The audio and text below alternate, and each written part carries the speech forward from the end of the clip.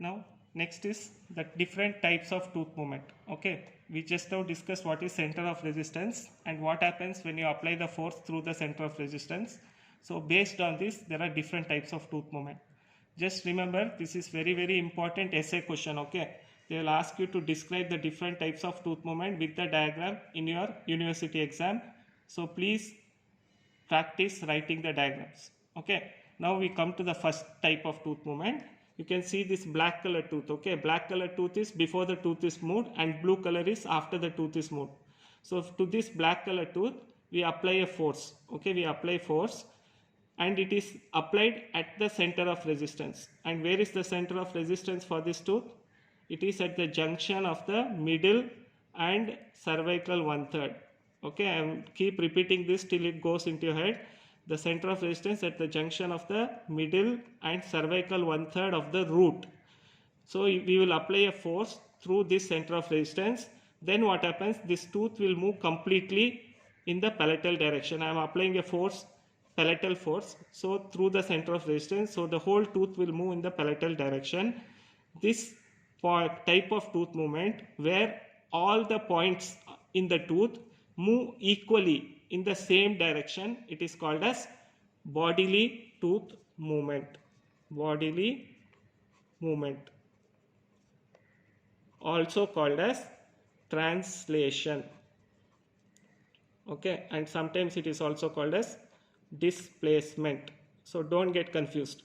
Now just for example I am telling, now I applied a force on this tooth which is in the palatal direction. That means this black color tooth moved in the palatal direction. So it moved bodily. So we call this as palatal bodily movement or palatal translation or palatal displacement. Similarly, if you move the tooth bodily in labial, it will be labial bodily movement, labial displacement, etc. Mesial displacement, distal displacement, like that you can have buccal or palatal or lingual in the lower example. Okay. Next we come to the next type of tooth movement. Now suppose the center of resistance, again as I told you, for single rooted teeth is at the junction of the middle and cervical 1/3 of the root. And you know, practically it is not possible for us to apply a force directly at that because the center of resistance is in the root and root will be covered by the gingiva. So we cannot apply force at that level. So what we do clinically is we apply force on the crown, on the labial surface in the palatal direction. So when I apply a palatal force on the crown, not through the center of resistance but away, far away from the center of resistance, at a distance from the center of resistance, this tooth will not move bodily. It will move, it will rotate, or what it will tip, what we call as tip. That means the crown will move palatally like this, whereas the root will move labially like this. So this kind of movement where the tooth moves unequally, that is the crown may move in one direction, root may move, it may not move, or it may move in opposite direction. Basically different parts of the tooth move in different rate, they move different distance at different directions. This is called as tipping. Okay, tipping tooth movement. Tipping, also called as inclination. Okay, now for example, just like I told you for bodily, I applied a palatal force. So this can be called as palatal tipping or palatal inclination. Same way you can have labial inclination, or you can have mesial inclination, distal tipping, palatal tipping, etc., like that. Understood? Now just take both this together. Now one important difference you should know between bodily tooth movement and the tipping is that in bodily, if you compare the long axis of the tooth before the movement and after the movement, both will be parallel to each other. Okay, in bodily movement, the long axis of the tooth will be parallel to each other. Both, if you take the long axis before movement and after movement, they will be parallel to each other. Whereas if you see in tipping, you see the long axis is like this, but after the tooth movement, it becomes like this. So that means they are not parallel, they intersect. This intersection point is very important. I will come to that later. Okay, so bodily movement is where the long axis of the tooth will be parallel before the tooth movement and after the tooth movement if you compare. But if the two long axis of the two positions of the tooth intersect, then it is definitely tipping movement. So this is how you differentiate between bodily and tipping tooth movement. Now we will come to the third type of tooth movement, that is, I don't know what it is, you people can tell me.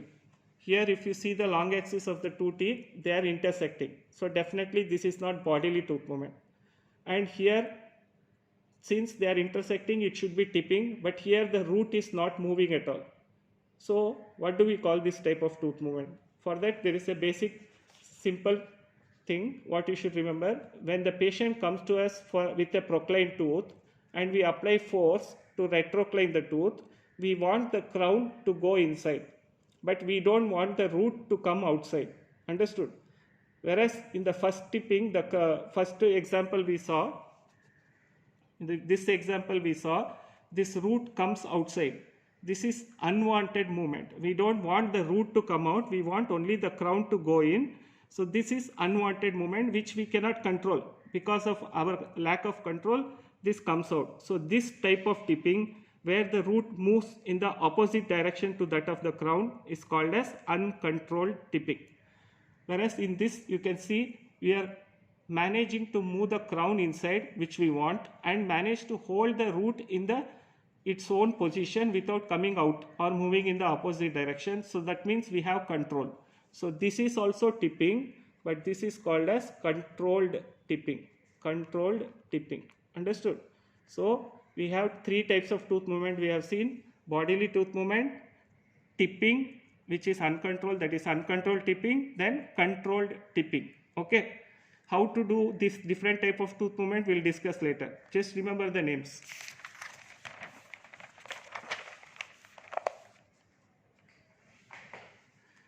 Now coming to the fourth type of tooth movement, that is, here again the long axis of both are intersecting. So this is not bodily movement, but is it tipping? If it is tipping, then the crown should move, but here the crown is almost at the same place, the incisal edge is at the same place. So is it uncontrolled tipping because the root is moving but the crown is not moving? So is it controlled tipping but the root is moving? So we are confused. So basically this is also a type of tipping, but here the crown is held in position whereas the root is moved. Okay, so we can call it something like a controlled tipping, but instead of controlling the root, we are controlling the crown. So we can call it as controlled root tipping. That is, we are tipping the root by controlling the crown. Or this is simply also called as torquing. Okay, this is simply called as torquing, where the incisal edge will not move, the crown stays at one point, whereas only the root will move. That is called as torquing. Okay, this is only in the labiolingual direction. If you hold the crown and move the root only, it is called torquing. If you move it in the labial or lingual or palatal direction. If the same thing you do in the mesiodistal direction, you can see this is from the labial view. This is the labial view of the tooth. So this will be mesial, this will be distal. So here what is happening, from the distal side, the root is moving, whereas the crown is held in control. This is the same as what you saw in the previous movement, that is torquing, but this is in the mesiodistal direction. So this is called as uprighting. Uprighting. Okay, I will tell you what is the importance of this later.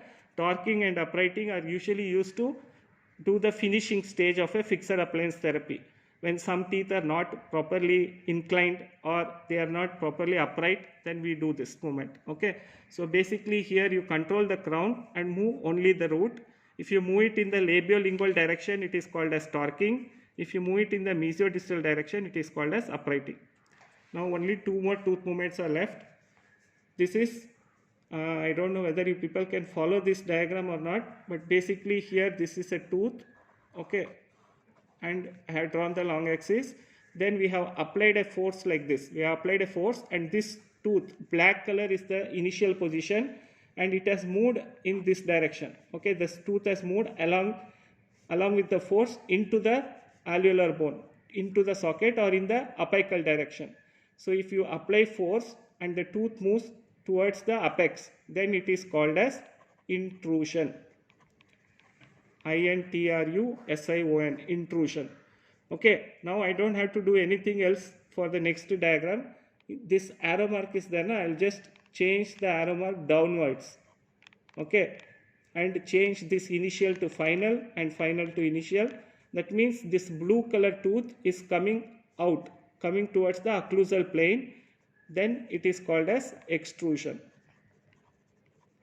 If the tooth moves towards the socket or towards the apex, if you move it, it is called intrusion. If you move that is this direction.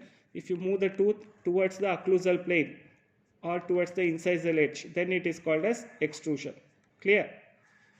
Now coming to the last tooth movement, which we have discussed ad nauseum already in classification, 6 keys, everything. That is nothing but rotations. Okay, you know the different types of rotations. Okay, mesiolabial rotation, mesiopalatal rotation, etc., etc. Basically, rotation is the type of tooth movement where the tooth will move. It will move on its long axis. It will move around its long axis. That means this long axis will not change anyway, but the tooth will move. This is called as rotation. Understood? So, to summarize, we have the different types of tooth movement. Clear? Different types of tooth movement. The first one is bodily tooth movement, where the long axis will be parallel before and after the tooth movement. It is also called as displacement or translation. Okay, these are the different terms they use in different examiners, so you should remember them. So depending on the direction, you can have different types. Then second type is tipping or inclination. In this tipping, we saw there is something called controlled tipping and uncontrolled tipping. Controlled is where the root does not move and only the crown moves. Uncontrolled, where the root moves in the opposite direction to that of the crown. And third is what we call where the crown doesn't move but only the root moves. That is called torquing or uprighting. Torquing is where the root movement is in the labio-lingual direction or bucco-palatal direction. Uprighting is in the mesiodistal direction, but basically both are root movements. Understood? And then intrusion is the movement of the tooth into the socket, and extrusion is the movement of the tooth outside the socket towards the incisal or occlusal plane. And finally, it is rotation. So if they ask a main question, describe the different types of tooth movement, you mention this list. You mention types of tooth movement, bodily tooth movement, tipping, torquing or uprighting, intrusion, extrusion and rotation. Like this you write clearly, then you write the different diagrams, you will get marks. Understood? Just to see whether you have understood this or not, just I am reiterating it. Now you can see this is say 1-1. 1-1 is being moved. This is the mesial side, this is distal side. This black color tooth is the initial position, blue is the final position. We are applying a force in the distal direction. Okay, and this tooth is moving. So what kind of tooth movement is this? You compare the long axis before the tooth movement, after the tooth movement. It is almost same. There is no change. There is no tilting like this or like this. They are almost parallel. Then this will be bodily movement. Okay. Now only thing what you have to learn is I have applied force from the mesial side, but the tooth is moving towards the distal side. So this will become distal bodily movement or distal translation or distal displacement, like that. Same way for canine, also the same thing if you apply. Now I have just applied a force. This is the mesial side, this is the distal side. You can see the long axis of the tooth before the movement and after the movement, they are both intersecting. So this is a tipping movement. And in this tipping movement, you can see the crown is moving. This is the cusp tip here, this is the cusp tip, so it has shifted. And if you see the root tip, that also has shifted. That means it is what kind of tipping? It is a uncontrolled tipping because the root is not in control, so it is a uncontrolled tipping. So this is canine uncontrolled tipping, and as I told previously, we are applying the force from the mesial direction. The tooth is moving distally, so this will be distal uncontrolled tipping of canine. Understood?